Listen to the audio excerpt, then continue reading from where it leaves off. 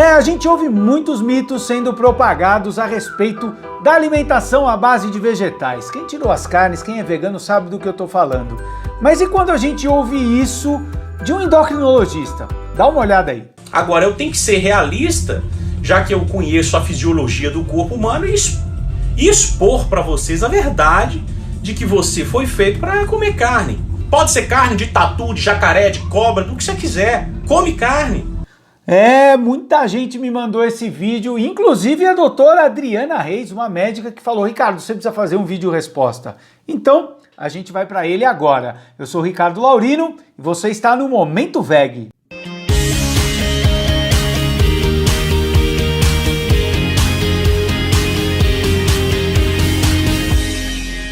Olá pessoal, muito bom estar aqui com vocês. Já sabem, né? Deixa seu like e compartilha, se inscreva e deixa o sininho das notificações pronto para te avisar quando tem vídeo novo. Eu fui rápido e geralmente eu sou rápido, porque além de vocês já saberem disso, eu quero ir pro assunto logo. E olha, vamos dar uma olhada. Eu já até fiz um vídeo lá no Vegflix falando de uma experiência que eu tive, mas eu falei de um jeito diferente, né? Você lembra desse vídeo? Que eu fiz o papel do doutor e do paciente?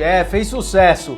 Mas dessa vez, um médico endocrinologista postou no seu perfil no Instagram, que tem mais de 100 mil seguidores, um vídeo falando sobre operação bariátrica e em determinado momento ele fala sobre alimentação à base de vegetais. E aí ele entra em alguns aspectos que a gente tem que avaliar. Então vamos lá, vamos ouvir o que o doutor Leandro comentou e aí a gente troca uma ideia aqui. Sem guerra, mas a gente precisa dar o contraponto, né? Senão fica aquela ideia equivocada. Vamos lá, ouçam aí. Não, o ser humano foi feito para comer carne. Não tem nada contra você ser vegetariano e vegano, não. Eu só tenho pena do seu organismo por você privar o seu corpo de proteína animal. Bom, vamos lá. Eu não gosto muito de ficar comentando se o ser humano foi feito ou não para comer carne ou não. Tem gente que fala que não, tal. O fato é o seguinte, o ser humano é onívoro.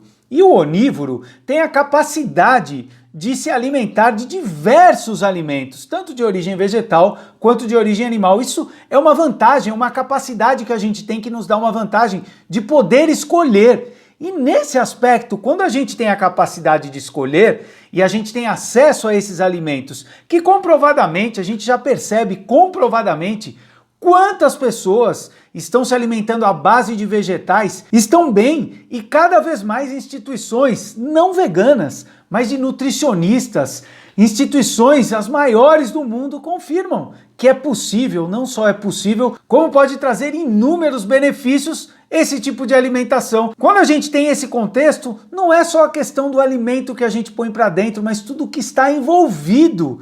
Por isso não dá para pensar só, a gente comia, a gente cresceu comendo, o nosso intestino é assim ou não. O fato é que é possível, é cada vez mais comprovado que traz benefícios e isso faz com que a gente tenha uma amplitude muito maior do que a gente vai levar em conta na hora de fazer o nosso prato. E não precisa ter pena.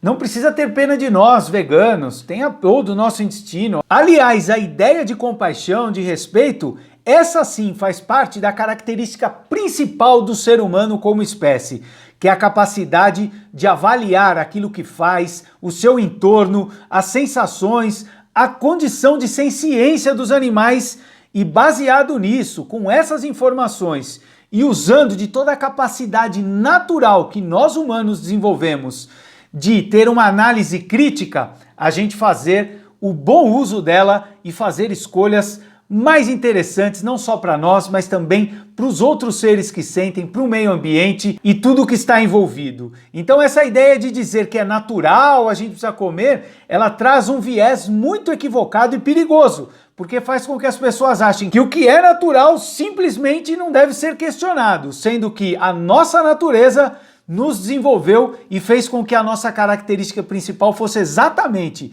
o questionamento. Mas vamos lá, vamos continuar porque nem começou e eu já falei um monte. Vamos lá. Mas se você não come porque você tem dó do bicho, beleza, isso é uma filosofia de vida sua, isso tem que ser respeitado, claro. Você só não pode não comer carne porque você tem dó do bicho e você comprar um carro que tem banco de couro. Aí você está sendo totalmente hipócrita, né? Se você tem dó do bicho, como é que você comprou um carro que tem banco de couro? Por quê? O banco de couro foi feito com um bicho que morreu do mesmo jeito. Então você não pode subir num carro que tem banco de couro, não. Tá? Senão você está contribuindo para a morte deles lá do mesmo jeito. Então faça isso, tá? Sejam menos hipócritas. Se você for um vegetariano mesmo, vegano, seja raiz. Não use nada, não compre bolsa, não compre carteira, nada que tenha couro, nada que é feito de animal, não.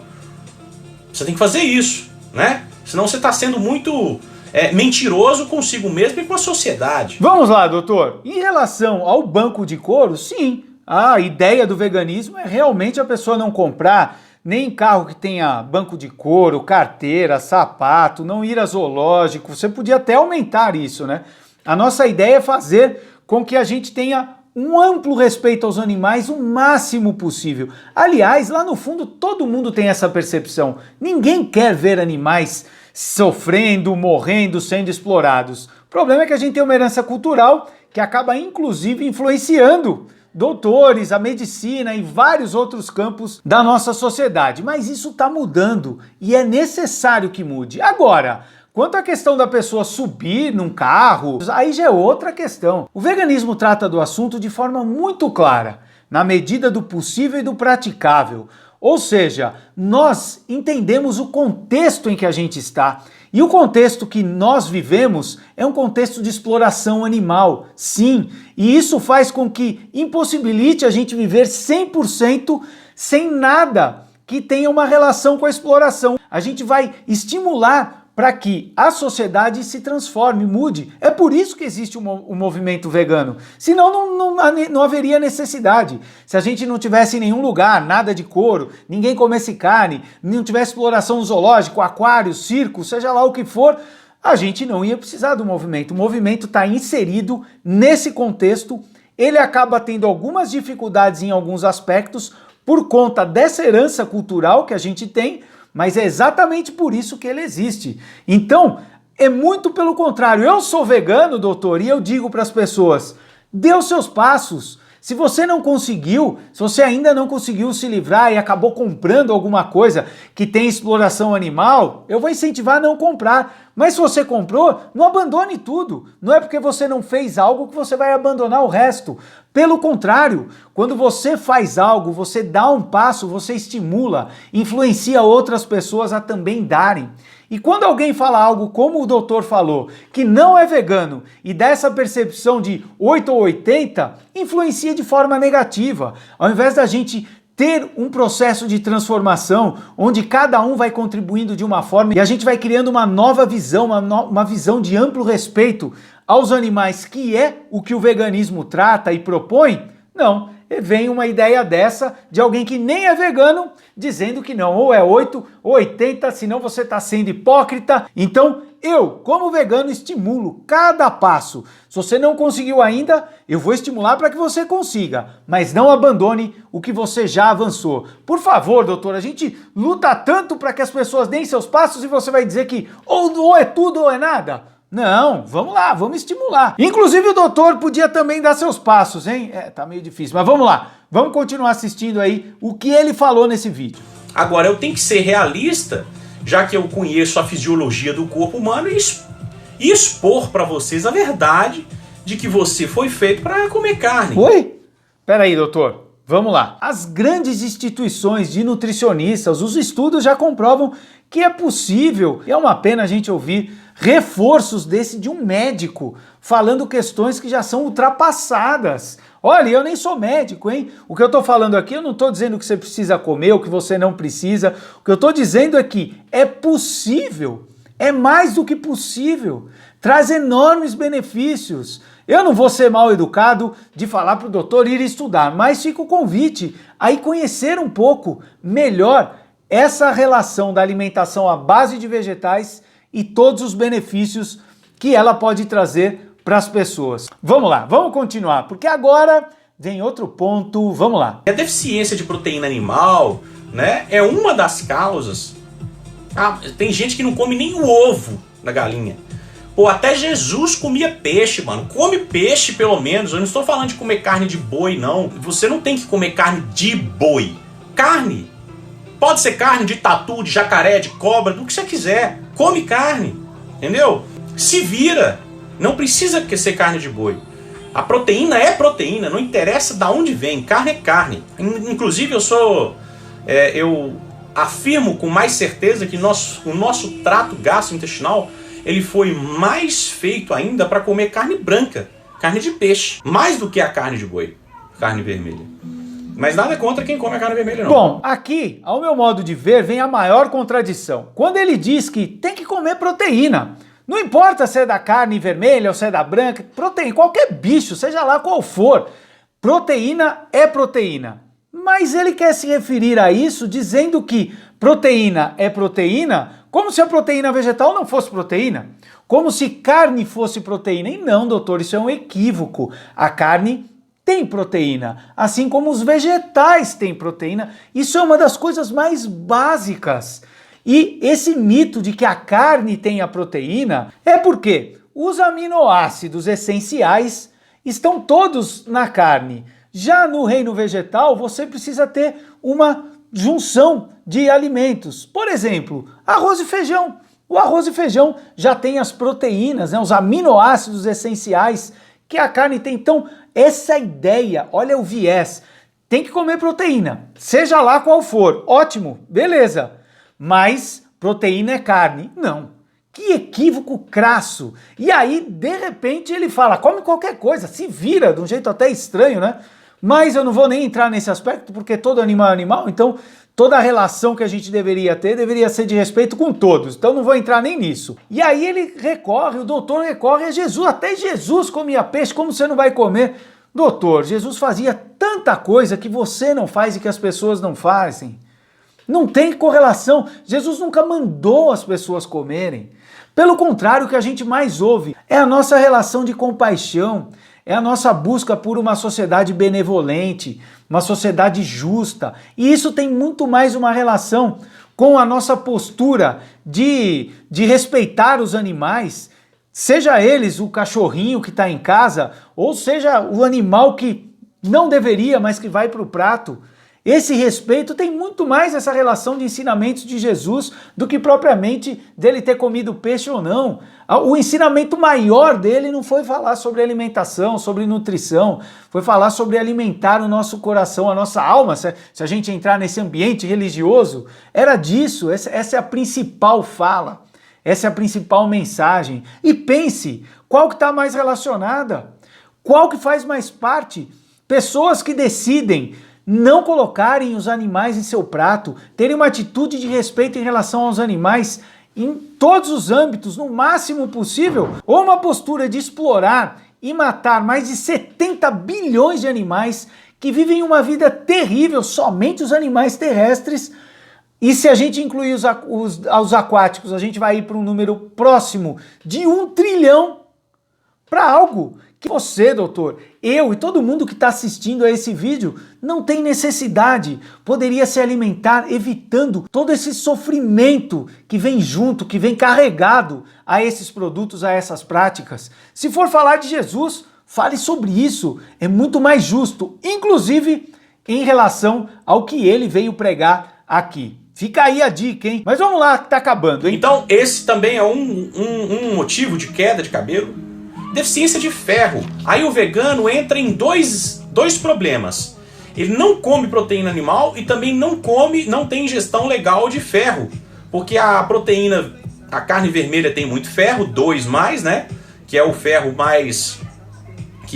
absorvido pelo corpo.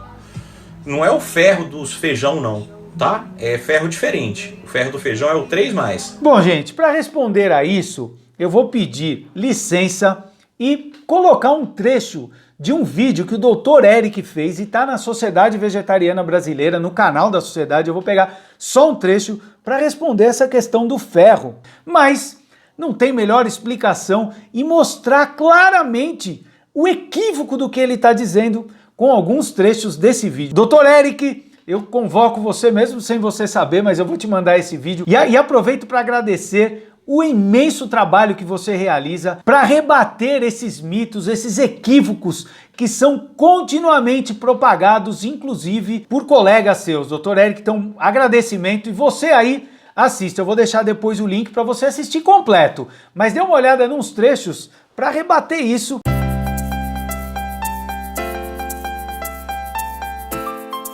É importante, quando a gente fala sobre a qualidade do ferro, lembrar que existe um ferro que se chama de ferro M e um ferro não M. Então, a partir desse contexto que as pessoas falam que tem um ferro que é bom para a gente, que é bem absorvido, e um ferro que não é bom porque ele é mal absorvido. O ferro M, ele tem uma bolha de proteção ao redor dele. Essa bolha de proteção a gente chama de anel de porfirina. Esse ferro M, então, ele é absorvido em torno de 10 até 40%. Já o ferro vegetal, que as pessoas chamam de ferro não M, ele é um ferro que não tem esse anel de proteção. Então o ferro vegetal, esse ferro que é o ferro não M, ele vai ter uma absorção que vai variar de 2 até 20%, de acordo com o que você coloca ali. Então existe essa ideia muito um pouco desprovida de contextos matemáticos, que eu vou mostrar para vocês por que eu estou falando isso, de que esse ferro animal vai ser um ferro bom e o ferro vegetal vai ser um ferro ruim. E na realidade a carne é uma junção desses dois ferros. Quando o animal é recém-abatido, do ferro que ele contém, 60% é igual ao ferro vegetal e 40% é esse ferro que é o ferro M, que a gente fala que é bem absorvido. Com o congelamento e o aquecimento, parte desse ferro, que tinha essa bolha de proteção, essa bolha é rompida, então parte desse ferro que vai chegar no prato de quem come vai estar na forma igual ao vegetal, que é o ferro não M. Então, hoje, em termos de absorção média de ferro que a gente tem na carne, essa absorção está em torno de 18%. Então, a gente vai fazer uma conta aqui para demonstrar essa questão do ferro, que é muito interessante.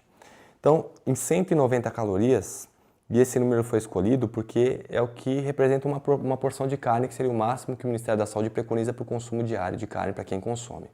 Veja só, em 190 calorias, nós vamos encontrar isso em 100 gramas de carne vermelha. Isso vai ser igual a uma concha de feijão. O que ocorre aqui é que, nesses 100 gramas de carne, nós vamos ter cerca de 1,9 miligramas de ferro.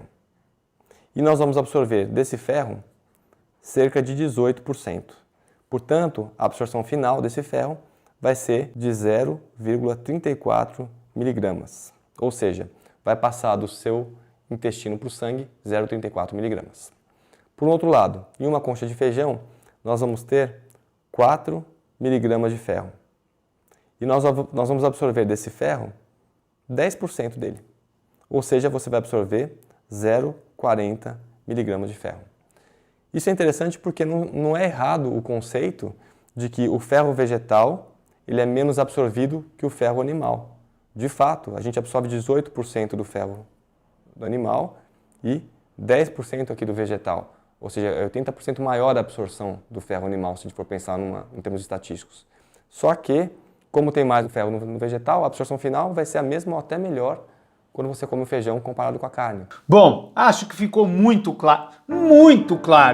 E eu vou reforçar, assista uma série de mais de 50 vídeos falando sobre uma série de mitos que muitos desses doutores acabam repassando, realimentando e as pessoas acabam acreditando nesses mitos, nesses equívocos. E lembre-se, se você quiser saber mais sobre veganismo, ouça todas as segundas às 22h30 o quadro Zona V, um quadro que eu apresento sobre veganismo na Rádio 89 FM, uma das rádios líderes de audiência em São Paulo. É isso aí, agradeço demais e até o próximo vídeo, hein?